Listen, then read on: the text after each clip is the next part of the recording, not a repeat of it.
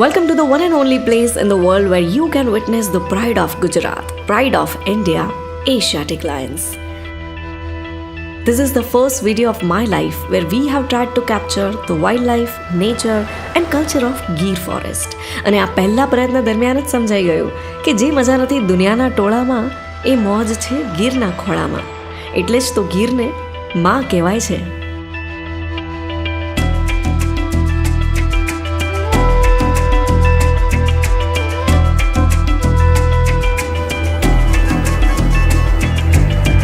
સાસણ ગીરમાં તમે કુલ 3 જગ્યાએથી જંગલ સફારી કરી શકો છો. Ambardi safari park, Gir national park અને દેવળિયા પાર્ક. જેની મુલાકાતમાં જો તમે સવાર કે સાંજનો સ્લોટ બુક કર્યો તો સિંહના દર્શન અચૂકથી થઈ શકે છે. અને હા, જ્યારે પણ કોઈ પાર્કમાં એન્ટર થાઓ તો make sure you follow all those rules જે ત્યાં બોર્ડ ઉપર મેન્શન કર્યા છે.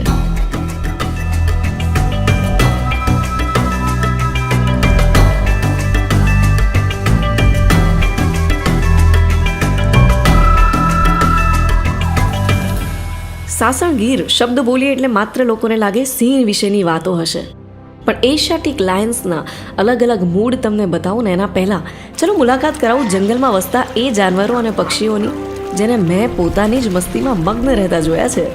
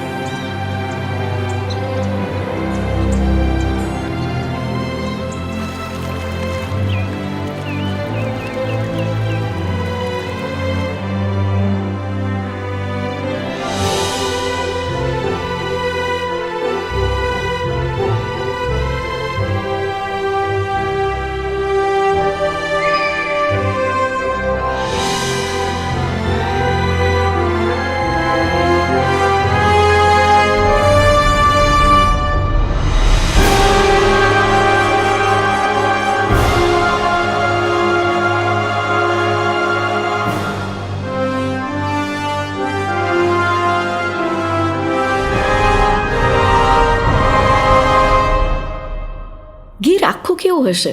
જો એ સવાલ મનમાં થાય તો એનો જવાબ છે દેવળિયા પાર્ક જેવું. દેવળિયા પાર્ક એટલે ગીરનું મિની વર્ઝન જેની મુલાકાત અચૂક લેવા જેવી છે.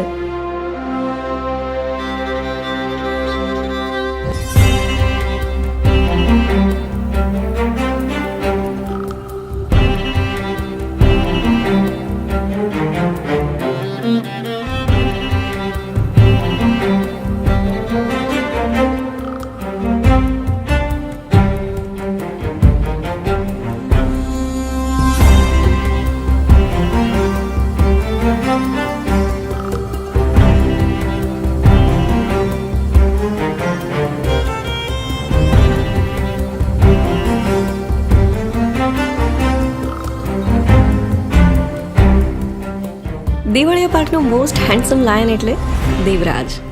એના ચહેરા ઉપર જે ખુમારી છે, એની આંખોમાં જે કોન્ફિડન્સ છે અને એનો શાંત સ્વભાવ જોઈને એમ જ થઈ જાય કે સિંહ એ અત્યંત પ્રેમાળ જાનવર છે. એની આદત છે કે આંખોથી આંખો મિલાવીને ઇશારામાં જ વાત કરી લે છે. વાત કરે કે ના કરે પણ તમને માપી ચોક્કસથી લે છે.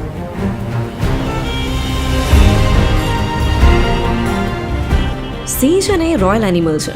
એની ચાલ, એની આંખોને એક કે એક અદામાં તમને જાણે એની ખુમારી જોવા મળે.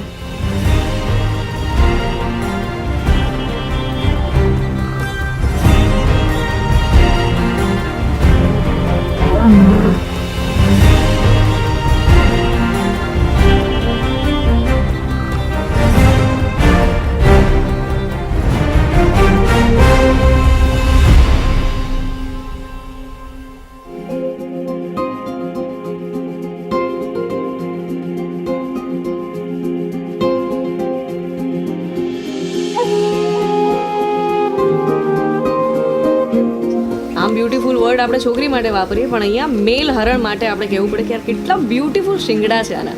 અને આની ખાસિયત છે કે દર વર્ષે એના શિંગડા નવા આવે છે. ગીર સેન્ચુરીમાં આવી ત્યારે મને ખબર પડી કે આખા ગીરમાં નાખી દેતા ઓન પેપર ખબર નહીં કેટલા, પણ 70,000 જેટલા હરણ છે ને એમાંથી બી મેલ હરણ જો આપણે ગણીએ ને તો 30-40 હજાર તો હશે.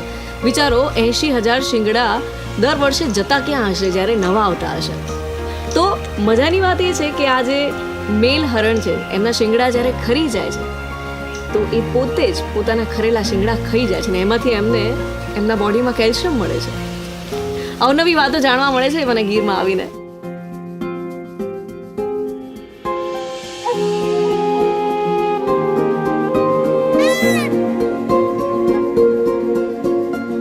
જંગલની જિંદગીમાં ટાઈમનો કોઈ કોન્સેપ્ટ જ નથી, कोई भागा दौड़ी नहीं. जो भी वक्त मिला उसी में जीते हैं, खुश रहते हैं.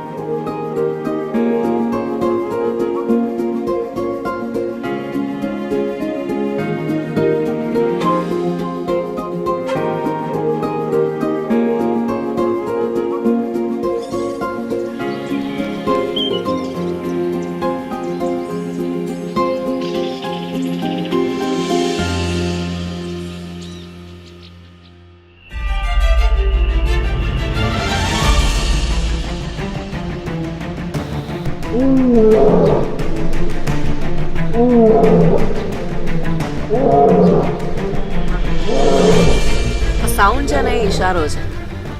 સિંહ ગર્જના એ એની સિંહણ માટેનો ઈશારો છે કે યુ આર સેફ, અને જે એના ટેરિટરીની બહારના લોકો છે એના માટે વોર્નિંગ છે કે you are not safe, I am here.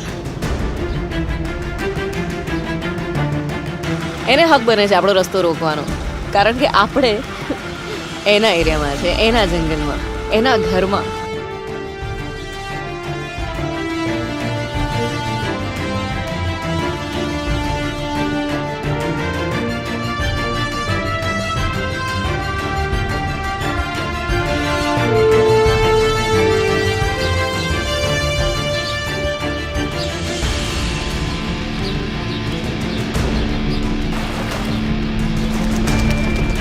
ગુજરાતની જીવાદોરી એટલે માં નર્મદા અને ગીરની જીવાદોરી એટલે કમલેશ્વર ડેમ.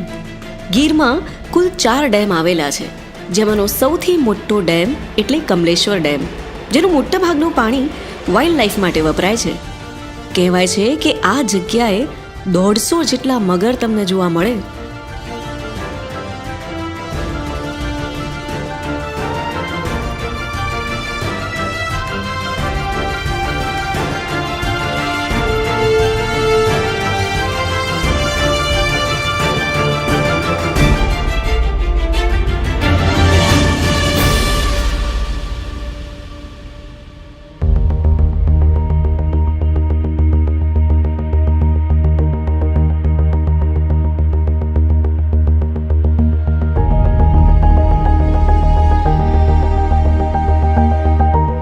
ગીર જતાં પહેલાં હું હંમેશા વિચારું કે લોકો ગાંડી ગીર કેમ કહે છે, પણ પછી ખબર પડી કે ગીરને જોઈને એની સુંદરતા ઉપર મોહી પડાય. ત્યાંના લોકોનો પ્રેમ ભાવ જોઈને તમને એમ થાય કે ઓહો કેટલા ઘેલા લોકો છે, ને એ જ જે ઘેલાપણું છે એને કહેવાય છે ગાંડપણ, અને ત્યાંથી વર્ડ આવ્યો છે ગાંડી ગીર. ગીરની મુલાકાત લો એટલે ગાંડા થઈ જવાય.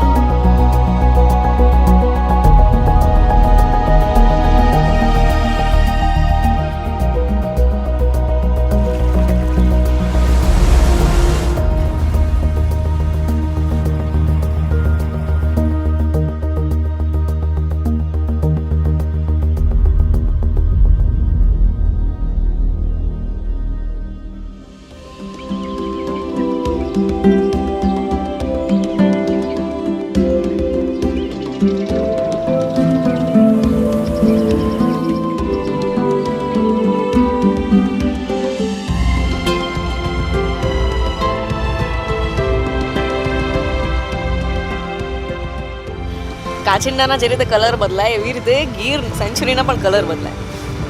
6 મહિના મસ્ત લીલું છમ અને પછીના 6 મહિના ડ્રાય જંગલ. અત્યારે અમે એ સિચ્યુએશનમાં આવ્યા છીએ જ્યાં જંગલ ડ્રાય થવા જઈ રહ્યું છે અને ત્યારે જંગલનો કલર બદલાઈ જાય ભાઈ. અને પછી તો થોડા જ મહિનામાં કેસુડાના ફૂલથી આહા.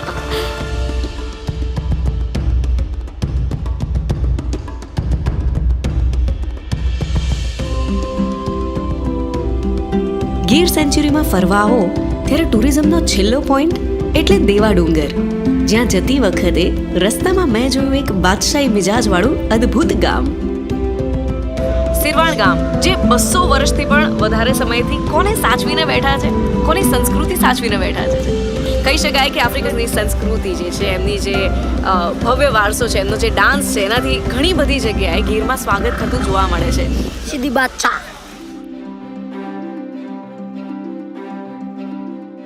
અને આપણે નોર્મલ ભાષામાં એવું કહીએ કે ભેંસો નવડાવે છે, પણ આ લોકોની લેંગ્વેજમાં ધમારે છે. ભેંસોને ધમારે ને એટલે એને બહુ ગમે, એને ઠંડક બહુ જ પ્રિય હોય ને એટલી મસ્ત મજાની ચોખ્ખી થઈ જાય. અને સાંભળ્યું છે કે એનાથી એના દૂધના ઉત્પાદનમાં પણ ખાસો એવો વધારો જોવા મળે. અને ગીરમાં તો ભેંસના દૂધનું સખત મહત્વ છે. અહીંયાની તો લોકો આવે ને એટલે સ્પેશિયલ ચા પીતા હોય છે કે અમે તો પ્યોર બફેલો મિલ્કની ચા પીધી.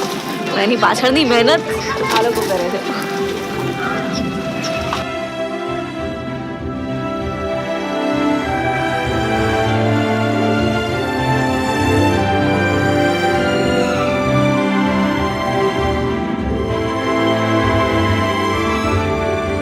માલધારી સમાજના લોકો સદીઓથી સિંહની સાથે હળી મળીને રહે છે. એમનું કહેવું છે કે સિંહ છે તો અમે છીએ ને અમે છે તો સિંહ છે. એમની રહેણી કહેણી કેવી હશે એ જોવાની લાલચને હું રોકી ના શકી અને મેં મુલાકાત લીધી નેહડાની.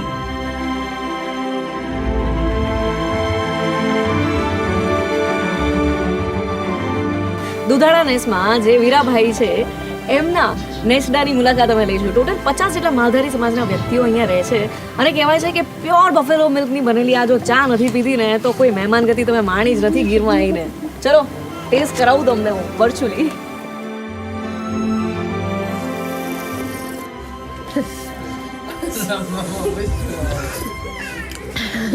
મારું બચ્ચું વર્ઝન આવ્યું છે. તો પકડાવું ને એને ચા પીવાની તો મજા આવે. હા તો મજા આવે.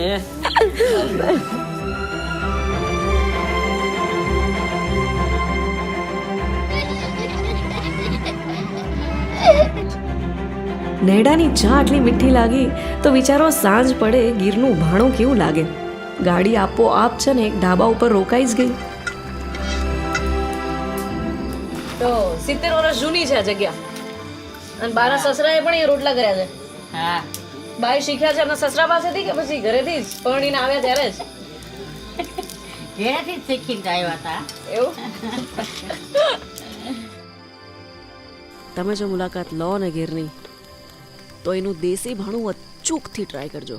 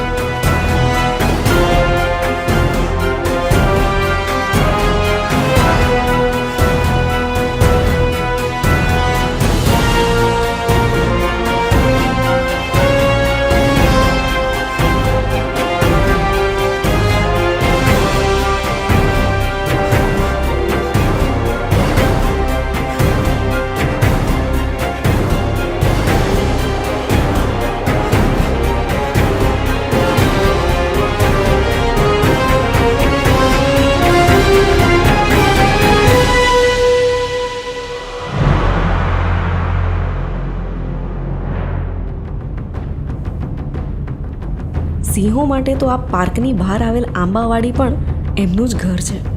કેટલીય વાડીમાં તમને સિંહ એમના પરિવારની સાથે આંબા નીચે મોજ લેતો જોવા મળી જાય.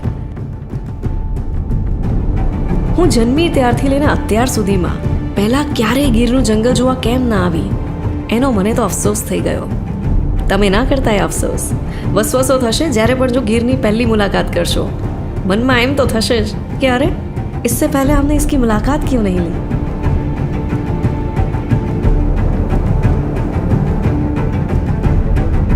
કલેજું હોય તો સિંહ જેવું.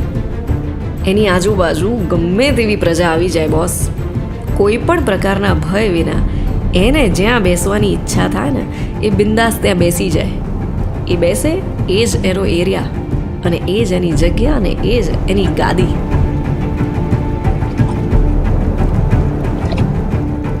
સિંહના ઠેકાણા ના હોય એ કહેવતનો મતલબ સમજવો હોય તો ગીરના જંગલોમાં કલાકોના કલાકો વિતાવવા પડે. કારણ કે આ જેટલા પણ વિડીયોઝ તમે જોઈ રહ્યા છો એની પાછળ ઘણા દિવસો અને ઘણા કલાકોની મહેનત છે.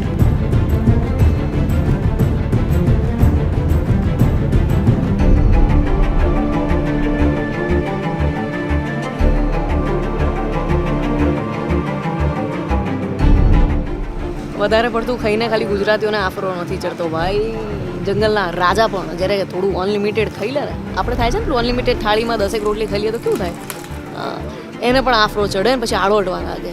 ઊભો થવાનું નામ જ ના લે. ધ મોસ્ટ આળસુ મોમેન્ટ અમે કેપ્ચર કરી છે આ વખતે.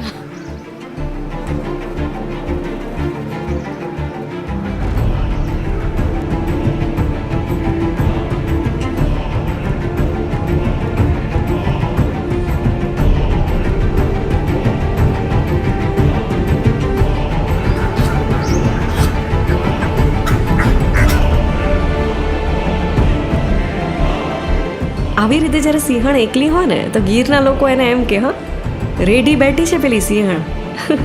રેઢી એટલે સિંગલ.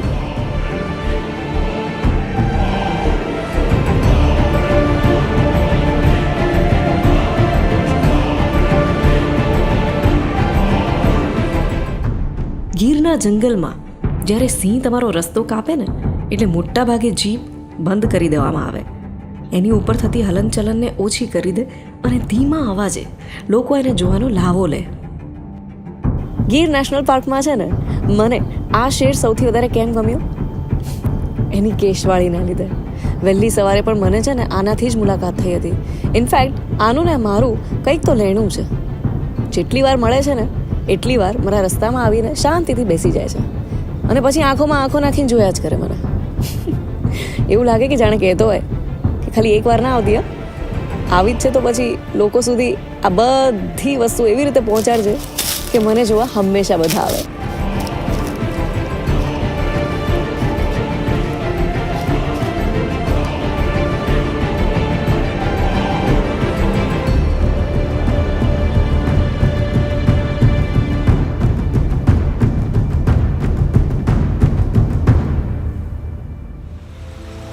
માં વસુંધરા પણ જાણે ઈચ્છતી હતી કે તમે લોકો આવો અને આ સુંદરતા લોકો સમક્ષ રજૂ કરો. પ્રકૃતિની દેવી, મધર ઓફ નેચર માં વસુંધરાની કૃપા ના હોય ને તો આટલો અદ્ભુત વિડીયો બનાવવો લગભગ અશક્ય છે. ગીરના જંગલની મુલાકાતથી હું એક ખાસ વસ્તુ શીખી કે કોઈ એક પ્રજાતિ કે એક આખા સમુદાયને નહીં પણ આખા હેબિટાટને બચાવવાની જરૂર છે. નહીંતર ખરેખર જંગલ કેવું હશે ને એ ફિલ્મ્સની સ્ક્રીન પૂરતું સીમિત થઈ જશે.